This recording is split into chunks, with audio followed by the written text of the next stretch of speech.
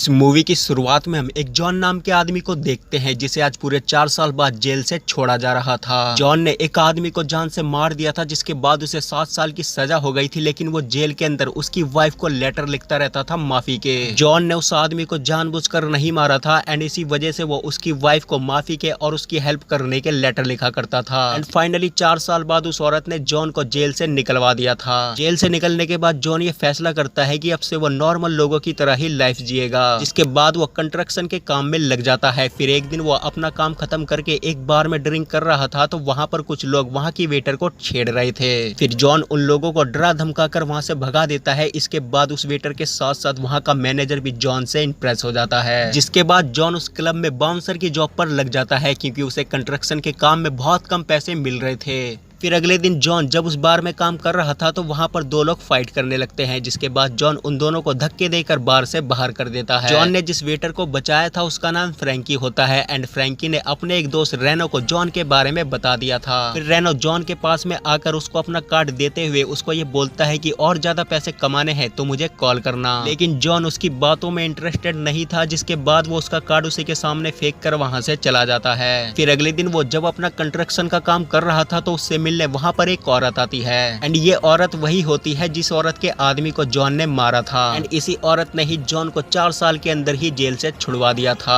फिर वो औरत जॉन को अपने घर ले जाकर उसको अपनी बेटी के बारे में बताती है। उसकी बेटी के हार्ट में प्रॉब्लम थी जिसकी वजह से डॉक्टर ने हार्ट ट्रांसप्लांट करने को बोला था एंड उसके पास में बिल्कुल भी पैसे नहीं थे एंड वो चाहती थी कि जॉन उसकी मदद करे। फिर जॉन उसकी मदद करने को कहकर वहाँ से अपने घर आ जाता है, जिसके बाद उसने जितने भी पैसे आज तक कमाए थे वो सारे इकट्ठे करने लगता है। लेकिन अभी तक उसके पास इतने पैसे इकट्ठे नहीं हुए थे कि वो उस लड़की का इलाज करा सके, जिसके बाद वो फ्रैंकी के पास जाकर रेनो से मिलने की बात कहता है। फिर उसके बाद फ्रैंकी उसको अपने साथ लेकर रेनो के पास में जाती है। फिर रेनो जॉन को अपने साथ लेकर एक फाइट क्लब में जाता है जहाँ पर एक टिमोन नाम का फाइटर फाइट कर रहा था। टिमोन एक बहुत बड़ा अंडरग्राउंड फाइटर था। फिर रेनो जॉन को ये बताता है कि अगर तुमने इस फाइटर को फाइट में हरा दिया तो तुम्हें बदले में बहुत सारे पैसे मिलेंगे, लेकिन जॉन को इन सब में बिल्कुल भी इंटरेस्ट नहीं था, जिसके बाद वो वहाँ से चला जाता है। फिर वहाँ से वो सीधा उसी औरत के पास में जाकर उसको ये बोलता है कि वो उसकी मदद नहीं कर सकता। ये सुनने के बाद उस औरत को गुस्सा आने लगता है क्योंकि जॉन ने लेटर में ये लिखा था कि कोई भी मदद हो तो मैं कर सकता हूँ। इसी मदद के लिए उसने जॉन को जेल से छुड़वाया था। तभी वहाँ पर उसकी बेटी भी आ जाती है, जिसको देखने के बाद जॉन अपना फैसला बदल लेता है। फिर उसके बाद हम रेनो को देखते हैं। रेनो एक आदमी के पास जाकर उससे कुछ पैसे उधार मांग रहा था। दरअसल रेनो फाइट में अपना फाइटर खड़ा किया करता था जिसके ऊपर वो बैटिंग किया करता था। जीतने के बाद उसे 50% मिल जाया करता था, लेकिन ऐसा करने के लिए उसे सबसे पहले फाइट सेट करने वाले को पैसे देने पड़ते थे एंड इसी वजह से वो उस आदमी से पैसे उधार मांग रहा था क्योंकि उसका एक आदमी फाइट करने को रेडी हो गया था, लेकिन वो आदमी रेनो को पैसा देने से मना कर देता है क्योंकि उसके ऊपर बहुत सारा कर्जा था। एंड फिर रेनो जैसे तैसे करके फाइट अरेंज करता है एंड फाइनली उसका फाइटर रिंग में फाइट कर रहा था।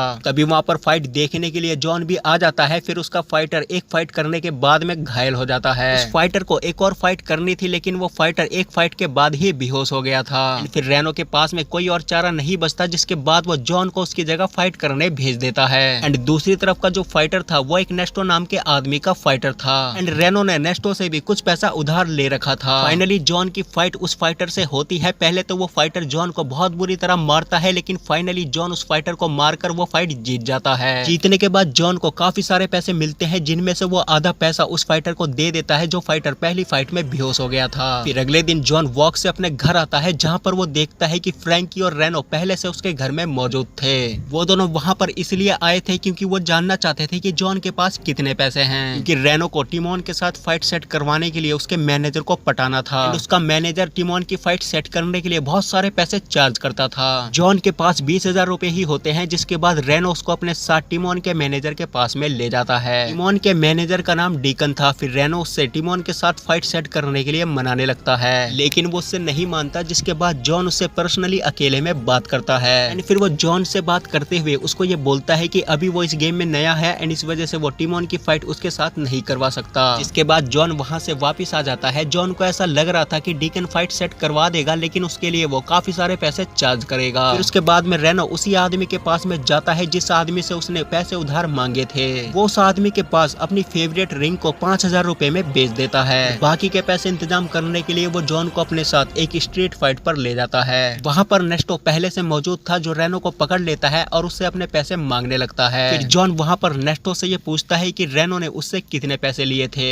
नेस्टो उसको पैसे बताता है, जिसके बाद जॉन रेनो के लिए वहाँ पर नेस्टो के खतरनाक फाइटर से फाइट करता है, जिस फाइट को जीतने पर रेनो के सारे कर्जे माफ हो जाएंगे और अगर इस फाइट को जॉन हार जाता है तो जॉन अपनी तरफ से नेस्टो को 15,000 रुपए देगा। फिर थोड़ी देर फाइट करने के बाद फाइनली जॉन उस फाइट को भी जीत जाता है, जिसके बाद रेनो के सारे कर्जे माफ हो जाते हैं। फिर वो तीनों गाड़ी में बैठकर वापस आ रहे होते हैं, तभी जॉन के पास में उस औरत का कॉल आ जाता है, जिसके बाद वो जल्दी से हॉस्पिटल में जाकर उस औरत से मिलकर ये बोलता है कि वो उसकी बेटी के इलाज के पैसे धीरे धीरे देता रहेगा। फिर उसके बाद हम रेनो और फ्रैंकी को देखते हैं। फ्रैंकी रेनो के पास में आकर उससे बातें करती है। फ्रैंकी को ऐसा लग रहा था कि रेनो सिर्फ पैसों के लिए जॉन का इस्तेमाल कर रहा है। इसके बाद रेनो फ्रैंकी को ये बताता है कि जॉन एक मुजरिम है, उसने एक आदमी का खून किया था एंड वो 7 साल के लिए जेल में था। लेकिन तब तक वहाँ पर जॉन भी पहुंच गया था, जिसने ये सारी बातें सुन ली थी। लेकिन जॉन इन बातों को इग्नोर करके वहाँ से चला जाता है, जिसके बाद वो फाइट करनी शुरू कर देता है। वो कुछ ही दिनों में बहुत सारी फाइटें करता है, जिसकी वजह से रेनो को बहुत ज्यादा प्रॉफिट होता है। जॉन कुछ ही टाइम में इतना बड़ा फाइटर बन जाता है कि कोई भी फाइटर डर के मारे उससे फाइट नहीं करना चाहता था। फिर एक दिन रेनो के पास में 3 लोग आते हैं, जिनके बॉस से रेनो ने कर्जा लिया था।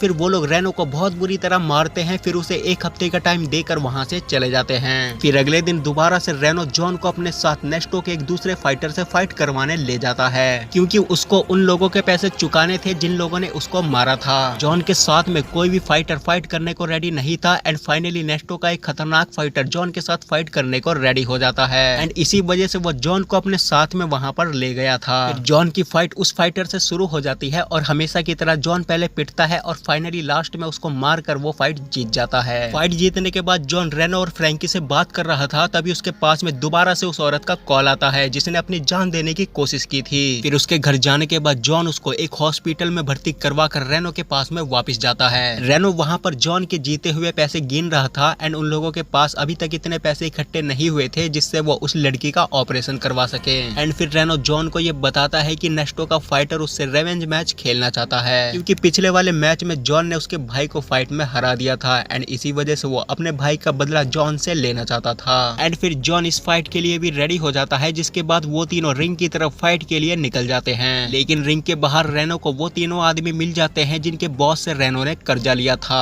रेनो उन तीनों को ये बोलता है कि आज फाइट में उसका फाइटर जीतने वाला है, जिसके बाद वो उन सभी के सारे पैसे लौटा देगा। जिसके बाद वो जॉन की फाइट के ऊपर आज तक के जितने भी पैसे उसने जीते थे सारे पैसे लगा देता है। एंड फिर फाइनली जॉन उस फाइटर के साथ फाइट शुरू कर देता है। थोड़ी देर फाइट करने के बाद में जब वो फाइटर हारने वाला था, तभी जॉन उस फाइट को बीच में ही छोड़कर वहां से चला जाता है। दरअसल उसको इस फाइट में कुछ ठीक नहीं लग रहा था एंड इसी वजह से उसने इस फाइट को बीच में ही छोड़ दिया था। उसके बाद वो तीनों आदमी दोबारा से रेनो के पास आकर रेनो को बुरी तरह मार कर वहाँ से चले जाते हैं। जिसके बाद रेनो जॉन के साथ में वापस अपने घर आ जाता है, जिसके बाद वो लोग आपस में ड्रिंक करते हैं। फिर एक दिन जॉन जब कॉफी शॉप में बैठकर कॉफी पी रहा था तो उस शॉप के बाहर वही तीनों आदमी आ जाते हैं। जिसके बाद जॉन उन तीनों के साथ में उनके बॉस वेल्ज के पास में जाता है। लेकिन जॉन को अभी तक ये नहीं पता था कि रेनो ने जिस आदमी से कर्जा लिया है वो आदमी कोई और नहीं बल्कि वेल्ज है। वेल्ज ने जॉन को अपने पास इसलिए बुलाया था क्योंकि काफी साल पहले जॉन ने उसके सन इन लॉ का हार्ट ऑपरेशन करवाया था एंड वो जॉन को इस बात के लिए थैंक यू बोलना चाहता था एंड इसी वजह से उसने जॉन को अपने पास में बुलाया था।